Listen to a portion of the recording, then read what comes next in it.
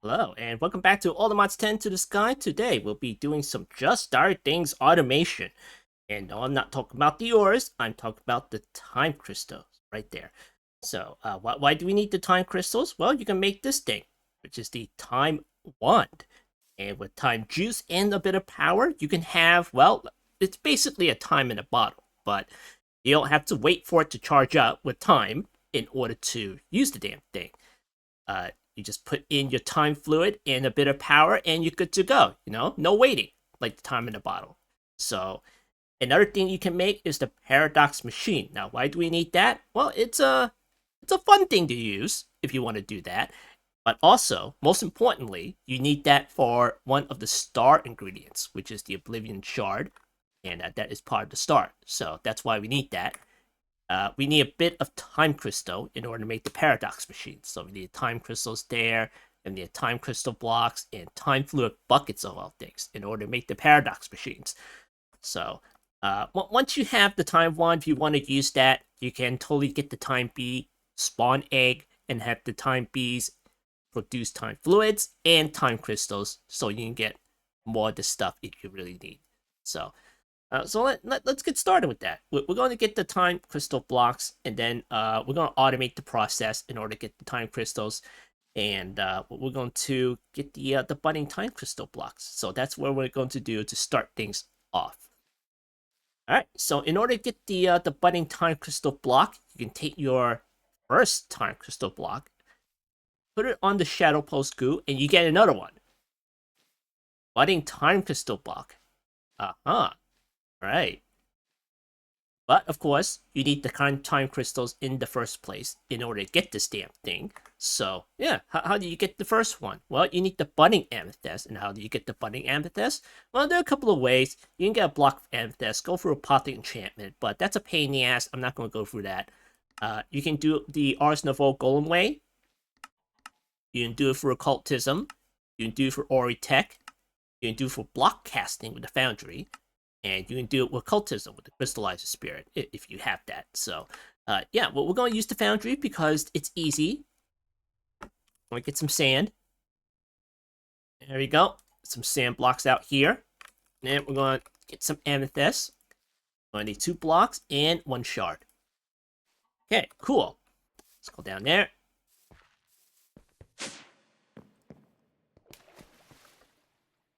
Alright, here's the foundry. Regular old foundry over here, except that I have soul lava. You do not need this temperature in order to smelt this stuff, so just plunk it down into here, and we get the molten amethyst, 2 blocks and 1 gem. I'll put our 1x sand down in the basin, and just gonna pour it all over it. And we just wait, get the time in a bottle just to hurry things along. There we go. Nice. And there we go. We got budding amethyst. Now, of course, you can use this or other things as well, for getting amethyst and stuff. But we're not going to do that. So we're going to go over to our shadow pulse goo here. And in order to make the shadow pulse goo, you're going to need to make the lower tiers first. So in order to make this one, you're going to need all this crap and the void shimmer goo.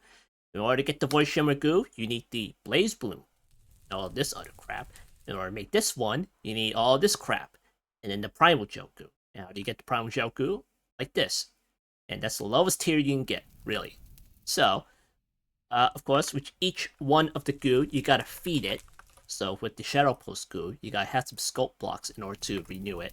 There we go, charge it back up a little bit. And then we're gonna put our budding amethyst block down, and then we wait. Stuff away there. Alright, so there are a couple of things that we need in order to automate the time crystals. And we're going to do this before the bees. So once you get the bees, then you really don't need it, really. But, it's a little fun thing to do in order to automate the time crystals initially. And yes, I did test this before. Because I have a bit of time crystals sitting in this drawer over here. So, yeah. So there we go. We have our budding time crystal block. And, oh, it grew like an amethyst sticky down there. Interesting. Alright, so we're going to get our corporate box. You can move it however you want, but I'm using the corporate boxes. And no, you cannot pick it up with a silk touch pick, as far as I know anyway. It'll just go away. So, yeah, I have 4 more in here, and I have 2 more sitting around in the other dimensions. So, yeah, so let's get started with this. So first of all, we need to figure out where to put that in the overworld. So we're gonna go to the passive platform. Right there. Get all this crap here. Alright. So here's the order the Ferrocore and the Blaze Gold and Eclipse Alloy and Slash Gem automation over here. It's really simple, you know. You just use a block placer right there just to place it down. It's a limited space over here. You know, I have glass in order to prevent it from being placed down in the other areas within this bounding box. And then there's like a goo right in the middle. And yeah, I have a block placer there. And then I have like a block breaker just breaking the Celestial Gem ore. It's whitelisted, by the way. And once it converts all the iron blocks into ferrocore, then it's just going to break it and put it inside chest. That's it. That's just it. And then to deal with the goo, I have an advanced sensor just to detect what level it's on. Turn on the Pokemon over here. So if it's not alive, then, you know, send a redstone signal to the clicker over here. And then this clicker will click that goo with the sculpt blocks it has in inventory just to put it back, just to charge back up, you know. So continue. That's it. That's it. That's the basics of it. And I have another setup over here, I have another setup over here, and I have another setup over here. But of course, this episode is not about the order automation. This is about the time automation. So we're going to come over here, and then we're going to put down some stuff first. So, let's see. Which one was which over here? Because I did set these up before. So, just deciding which. Okay. Well, we're going to put down the advanced sensor right there. And don't put it in my bar, please. Okay, we're going to put the thingamajiggy over here. Okay. And another thingamajiggy over here. Stop putting it in my bar. You're going to mess up my order. Alright, this one is, this is going to the end, and this one is going to the nether. So, we swap these around. Alright, just gonna put that over there, and then over. Alright, stop that. Alright, so this one's going to the nether, and this one's going to the end. Now, don't worry about that. Don't worry about that. Because these was already initially set up, so I'm gonna explain that later. Where's my wrench? Okay, here's my wrench. Okay. And then I'm gonna put one of these illuminate blocks on top of here, and I'll explain why. So this is set up. I have the advanced sensor here, I have an advanced swapper here, and I have another swapper over here. So let's set up the same thing in the nether. There are 3 dimensions involved: the overworld, the nether, and the end. Let's plunk down all this stuff first. So I have the advanced sensor here. No, stop that. Let's put these over. Okay. Here. And okay, put that over here. Alright, great. And now put the aluminum block right on top of here. Okay, great. Alright. So there we go. Same setup as the overworld. We have the advanced sensor here, the advanced swapper, and another advanced swapper over here. And this is just a light block, you know. Let's go to the end. Here we are in the end. It's my Enderman platform. It can be anywhere, you know, in the dimension. Alright, so anyway, we're going to have another advanced sensor. Same setup as before. Put that there, and then put that there. Alright, so we have the sensor, the swapper, and another swapper there. I'll put a light block right there. Alright, cool. Let's go back to the overworld. Alright, there we go. Alright, so anyway, I have like a little power cable over here because I want to use the boosted growth accelerator. And you know, these things can make your stuff grow faster than your average growth accelerator. So previously, when we're dealing with the time crystals and everything, we used to use the growth accelerators, you know, the normal one from AE2, or make our budding crystal things grow even faster. But these days, we have the boosted ones. So we'll just use one of the boosted ones, and it'll be really quick. Really quick. So I'm going to plunk down a boosted growth accelerator right in the middle. And we're going to plunk down a cardboard box with our time crystals in it. There we go. Nice. Now, we have one here in the overworld, so we're going to open this. So it looks like some kind of faded green color right there, and you may notice that some particles are going into the block itself. Well, that means it's processing itself. It's itching to go into the next stage. So we'll wait a little bit. and eventually it's going to turn some kind of like bluish color. And when it does that, that means it's ready to go into the next dimension, which is the nether. So we may very well have to speed this up a little bit. So I'm just going to probably use the time in the bottle a little bit. Let's grab here. So mind you, you can't... There we go, bluish color right there. So we're going to box it up. So mind you, we only get the crystals in a certain dimension, and that is in the end. You can't make it... it's not going to grow crystals in the overworld and the nether. Unless it's at some kind of weird stage, but you know. So anyway, we're going to go to the nether, and we're going to continue its process along. So we're going to plunk that down here, open it. It's still in its bluish color, so when it's in the nether, you see that particles are going in. Okay, it turned orange, so now it's ready to go into the next dimension, which is the end. Let's go to the end.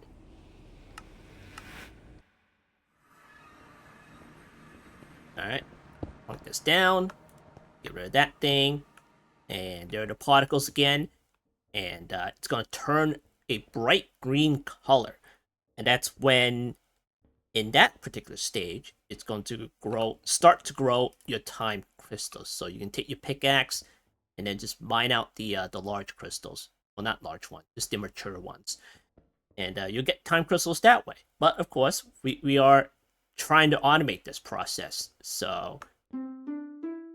But you can totally do it manually if you really want to. You know, you don't really need like a lot of time crystals. You just need a handful. You can totally do it manually if you want to. There we go, bright green color, and it's going to start growing crystals momentarily, but not really fast because we don't have any accelerators on it. So that means we gotta wait for it. You know, it's gotta wait for it. Come on, grow some crystals for me. You can do it. Come on. Without the accelerators, you might have to like stand here and just wait a little bit.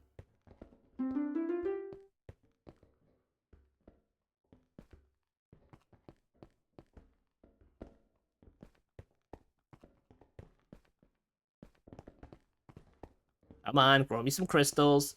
Don't make me bust out the accelerators. Yeah, let's get one of the normal ones out here. Sheesh. Alright, get me a crystal thingamajiggy. Alright, give me one of these things. Plunk this one down.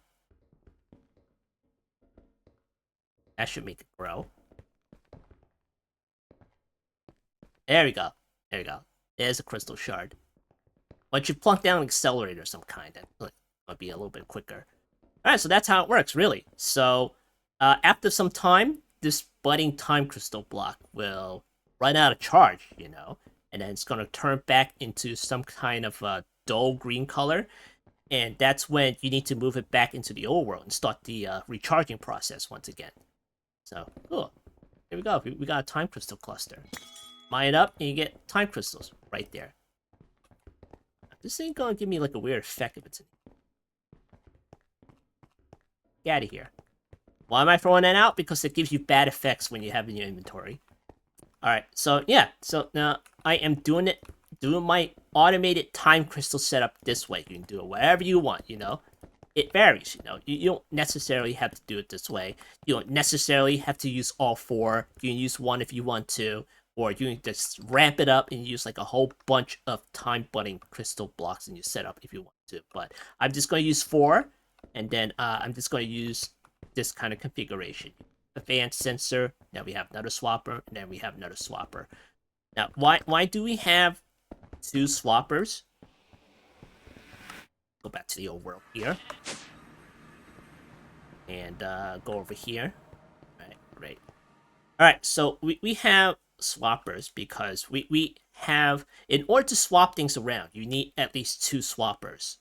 Well, just 2 swappers, really. One to send and one to receive. So we have an advanced sensor here. So if it senses something with the time crystal budding blocks at a certain stage, let's say it's ready to go into the next dimension, the sensor is going to send a redstone signal to the swapper, which is right next to it. And this is the middle one is the sensor swapper, the sending one. So once it receives the redstone signal, it's going to swap the blocks between here and the next dimension, which is the nether. So the time crystals here is basically being sent into the nether, and whatever's in that space in the nether, which is basically air, it's sent back to here. So yeah, it swaps places. So yeah, so you may want to think about it as a sending swapper over here, and the swapper in the nether, which is linked to this one, is the receiving swapper. So that's how, if you're a little confused about that, you may think about it that way if you want to. But just know that it's swapping things around back and forth. No, it's not just sending stuff over there, and it's just receiving stuff. It just swaps its places. So if you have anything in the nether, like let's say a block that's just there and you left it there by accident, it's gonna like go over here and swap it. You know, you just like accidentally left a block, a stone block or something like that, and then it swaps its places, then it's just gonna be here, you know. So, which may not be a bad thing. If it works, then, you know, it works. You may very well put, like, glowstone over here as a placeholder, and it'll be good. It'll be good looking. So, anyway, so how do you link the swappers? Well, you use this ferrocore wrench, and these are probably already linked, as you can tell, because they keep their links.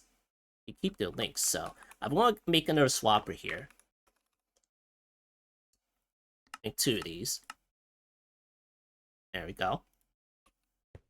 And then I'm gonna put one here, and then I'm gonna put one there. So these are unlinked right now because I just made these.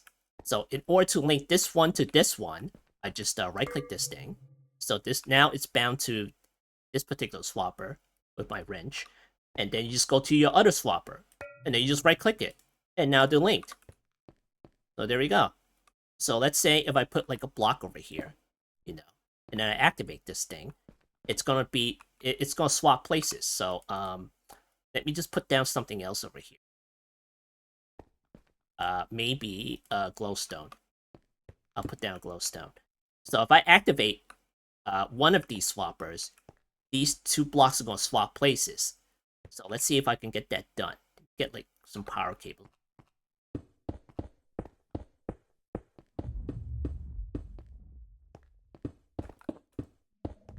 Alright, there we go.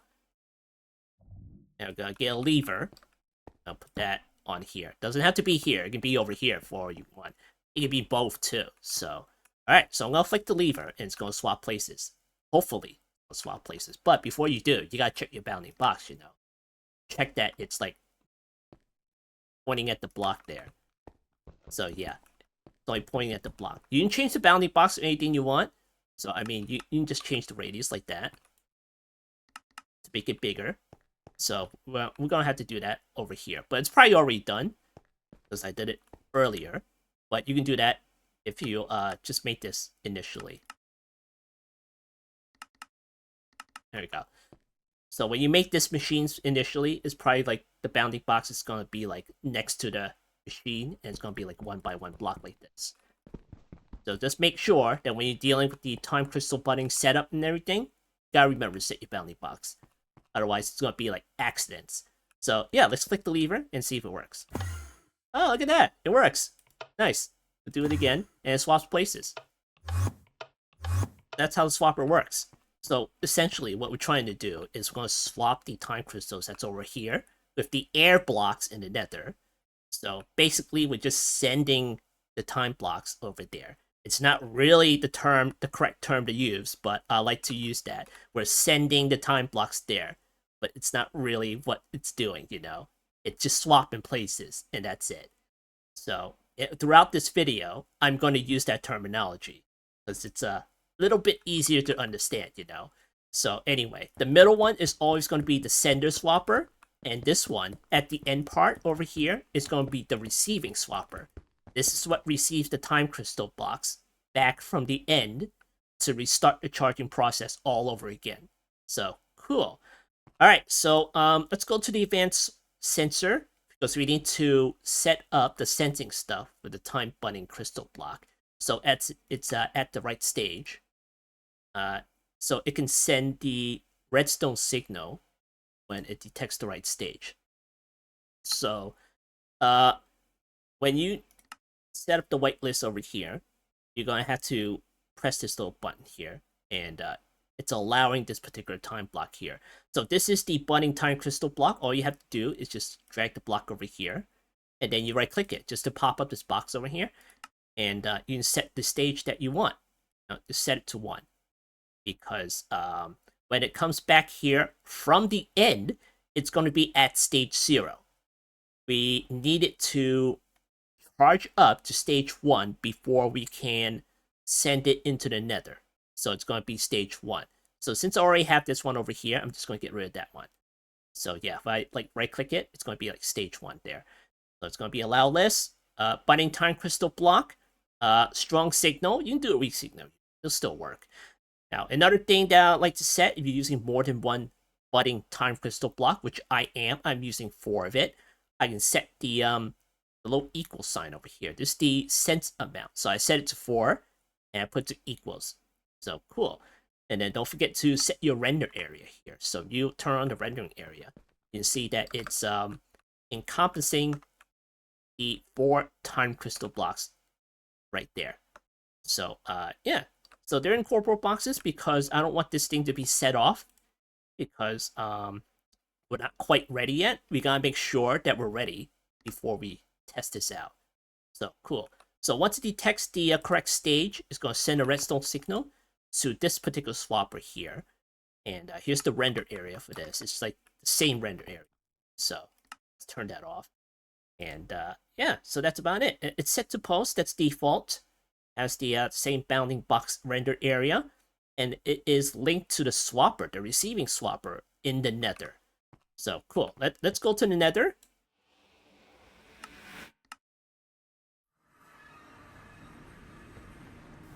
Alright, so the receiving swapper in the nether is this one. This is the swapper that swaps it with the sender swapper in the overworld. So if you right click this one, it says bound to the overworld. So yeah, so it's linked to the swapper in the overworld. The sending swapper in the nether, this one should be going into the end, the next dimension. So it's like linked to the receiving swapper in the end. So yeah, basically the same setup as the overworld. We have the sensor over here to detect which stage it's at. Once it's at the correct stage, it sends a redstone signal to this sender swapper, and this swapper sends it into the end, the next dimension, in order to continue its process. Yeah, that's basically how it works. And there's like nothing here. It's just air blocks, you know. And you may very well want to like this stuff in, just as a placeholder. You know, it'll look nice. And yeah, I'm not going to do that. Just going to leave it alone. I'm just going to leave it as air blocks, and don't want any complications. You know? So cool. All right. So once it is at the correct stage, and let's check the sensor and see what stage it should be at. It's at the next stage. So it's like number 2. So once it reaches number 2, then it's going to send a redstone signal to the sender swapper, and it's going to swap it with the air blocks in the end. It's just going to send it into the end. I'm just not going to like do the word swap, right? It's like so yeah. All right, let's go to the end.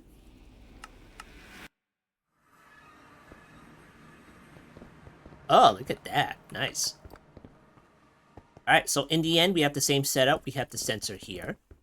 We have the sender swapper, which sends it back into the old world in order to charge it up again. And then we have the receiving swapper, which receives the time bunning crystals from the nether. So cool. And this one's bound to the nether. This one's bound to the overworld. Alright, let's check the rendering stuff. Make sure everything's okay. Okay, that one's okay. And that one's okay. And we'll right-click this one. And then it's at stage 0. You may notice we skipped the stage, because stage 3 is the stage that it grows the crystals on. So we don't want to transport the time bunning crystals when it's at that particular stage. We gotta wait for it to die out, which is stage 0. So once it reaches stage 0, it's going to send a redstone signal to the sender swapper and send it back into the overworld. So that's how it's going to work. So cool. So in the end, since we are mining the crystals, we want to set things up here. But I think we're ready in order to send the crystals into the end. And it's going to be really quick because we're using the boosted growth accelerators. It's just going to be instant. Alright, so let's see. I'll go back to here. Alright, cool. Alright, now where the heck were we? Okay, we're over here. Alright, we may have to like manually swap things around just to set this up. Okay, this one's at stage 0. Let me check the rendering. Okay, that's still okay. And set that one, okay, and that one looks okay. Alright, let's release the time bunning crystal blocks. Which the last time I left it was in the overworld, so be like some kind of bluish color. Oh, there it goes, there it goes. And it should already be in the end.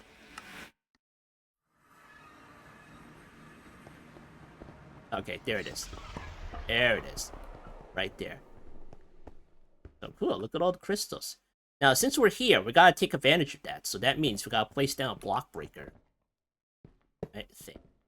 And no, put it back upright. There we go.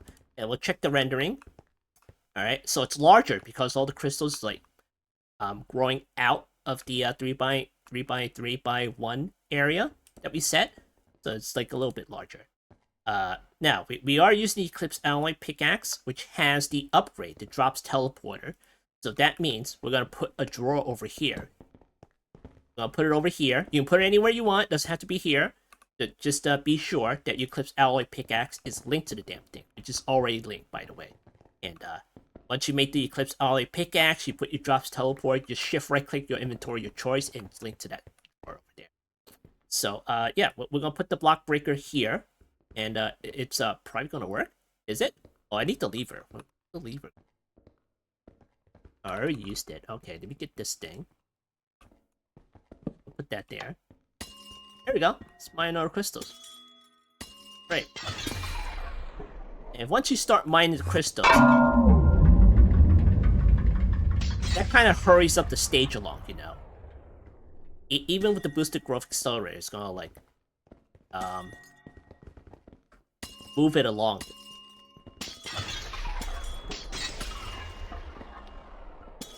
And we have one left. That one's gonna die soon.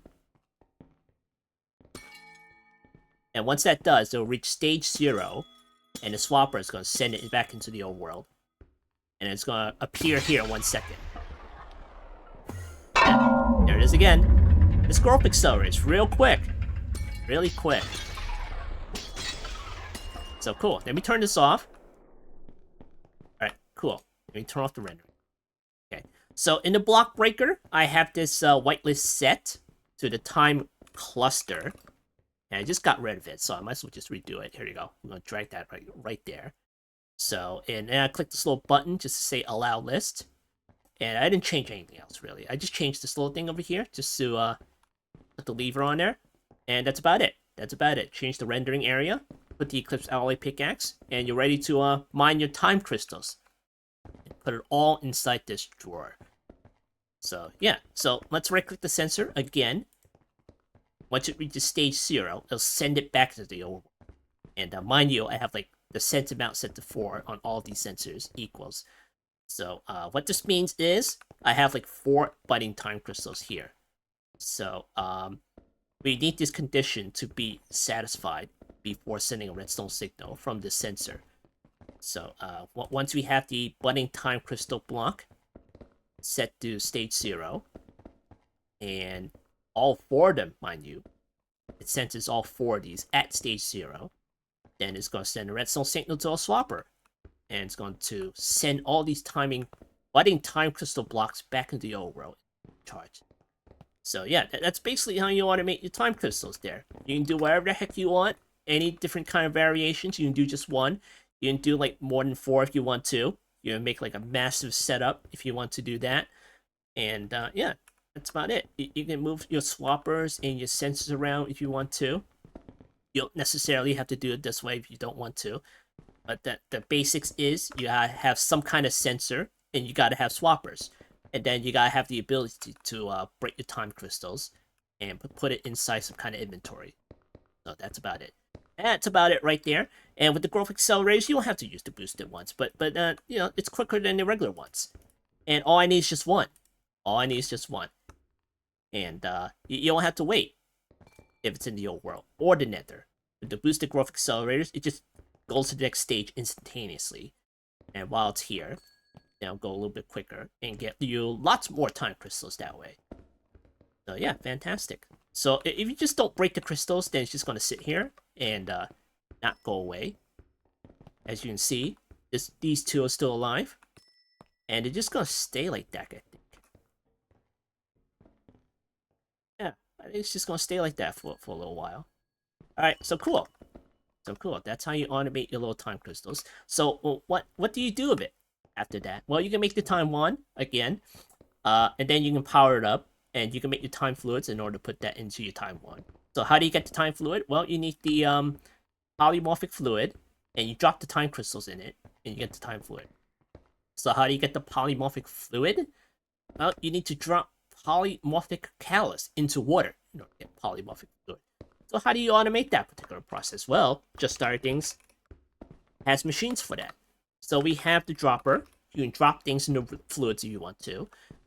You have fluid placers if you want to place down, I don't know, polymorphic fluid and water. You want to do that. So yeah, it's fun. It could be fun in order to deal with the Just Start Things stuff. It's like a Rube Goldberg machine. So you can just place down fluids, pick it up. There's a fluid collector too, and there are droppers in order to drop your catalyst into your fluid of choice, and then you get your time fluids right there. And then you just pick up your time fluid, put it in a tank, or shove it all into your AE2 because it is a fluid after all. You store it as a fluid. And what you can do is you can export that fluid into, let's say, a tank, a mechanism tank, because we all know a mechanism tank has an input field, an output field. So yeah, that's pretty fantastic. And then you can put it at your base, and whenever you want to recharge your time one, you just put it inside the tank, and you can just charge it up that way. You know, I have my water tank over here, so you place this down. You right click it. All you have to do is like put the wand over here, and it'll just like fill up with fluid, and it'll just appear here. And you pick it up, and you're done. You're ready to go. You know. So cool. There we go. Now, of course, if you don't want to automate it that way, you can totally make the time bee right there.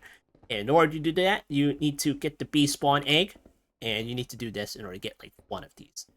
So yeah, it's going to be like a little bit of effort there in order to get one bee spawn egg. But I'm going to do that on my own time, so yeah. Once you do that, your time bee is going to get you time fluids and time crystals. And what does this bee eat? Time crystal block. Okay, fantastic. Okay, cool. Alright, so there we go. There we go. Just going to turn this back on.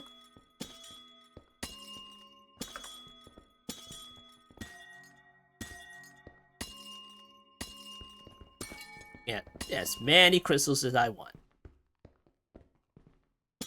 Alright, so that has been another episode of Automods 10 to the Sky. I've been FumbleBlock, and I'll see you next time.